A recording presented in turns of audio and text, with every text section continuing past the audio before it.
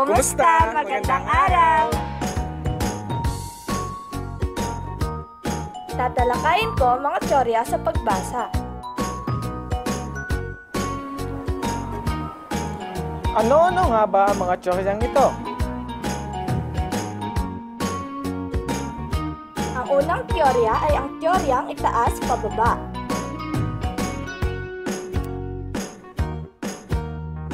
Ang teoryang ito ay naniniwalang ang pag-unawa ay nagmumula sa isipan ng mambabasa na mayroon ng dating kaalaman at karanasan.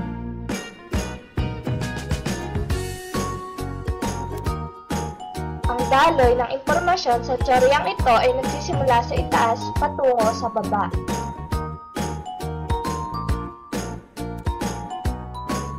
Ang impormasyon ay nagmumula sa dating kaalaman ng mambabasa patungo sa teksto. Ang ikalawang teorya ng pagbasa ay ang teoryang ibaba pataas.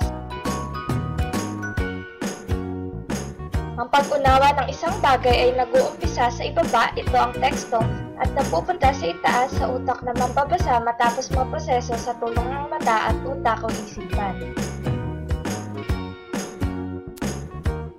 Ang teoryang ito ay salungat sa teoryang itaas pababa, kung saan ang pananaw sa pagbasa ay naniniwalang ang pag-unawa sa teksto ay batay sa mga nakikita rito tulad ng salita, pangungusap, larawan, diagram o iba pang simbolo. Ang pangatlong teorya ng pagbasa ay ang teoryang interaktibo.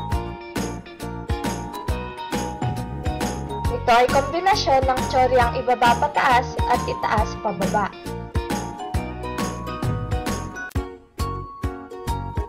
Ang proseso ng comprehension ay may dalawang direksyon kung saan nagaganap ang interaksyon sa pagitan ng teksto at ng mambabasa.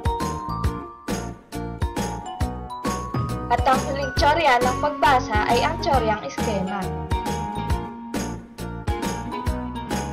Ang lahat ng ating naranasan at natutuhan ay nakaimbak sa ating isipan o memorya.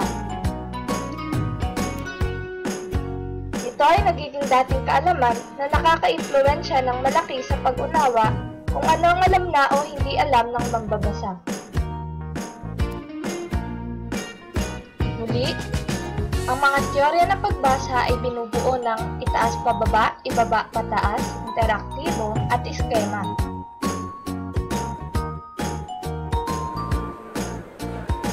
Inaasahan namin nakatulong ito sa iyo. Salamat!